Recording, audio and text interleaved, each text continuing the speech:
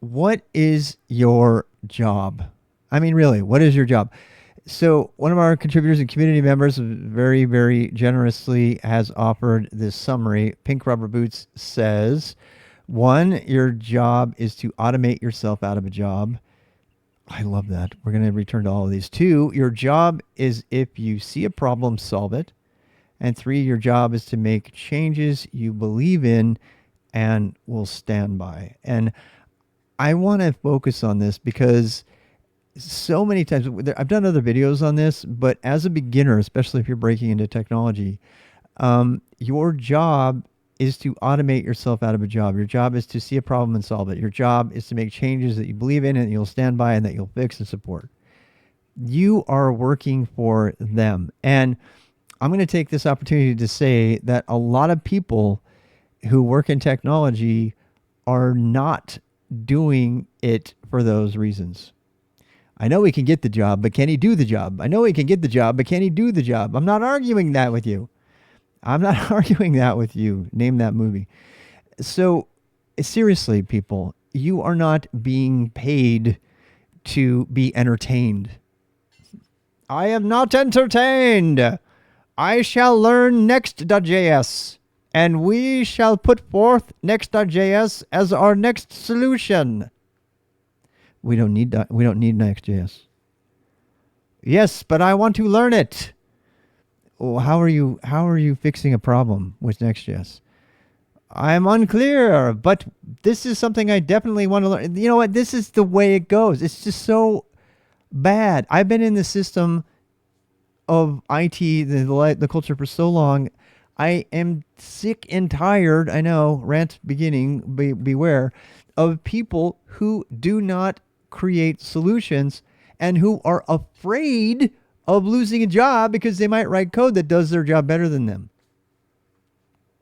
Can I agree more with Pink Rubber Boots? Your job is literally to create systems that are going to help replace you or replace others. And I have a story about this. It's a very sad story, but I'm going to say it anyway. And so while I was at IBM, I helped write some software called Virtual Server Administrator. And our job was to, I've told the story before, but I'm going to tell it again. So it was to increase the number of machines that could be supported by one administrator, one system administrator. And we created this thing, and I wrote a lot of Perl, and we wrote a lot of Python, and I did the whole database and everything.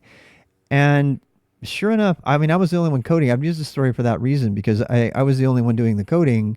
Very few of us on the team could code because they were operations people. I use this story all the time to talk about why it's important to learn how to code, as well as, I don't know, swap out, RAID 5 hard drives from your machines on the raised floor.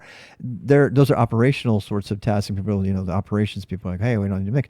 So this story goes with that, because I learned how to code, I was able to stick around. And not only that, I was able to automate several other people out of their job. In fact, I was like one of 3 or 4 people left out of a team of about 20, because the rest of them all got put out. They got put out by the software that I wrote. And so, I automated them out of their jobs. I really did.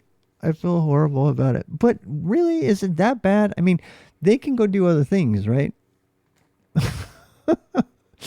And, the whole idea of CI/CD, continuous integration, continuous deployment, and that kind of thing, is to make it easier for you to replace yourself, And so I really love that. I love that. I'm going to add this little video to the list of videos about what it means to go into tech lifestyle, and what is your actual job, and what is the nature of employment. I did a whole video on the nature of employment.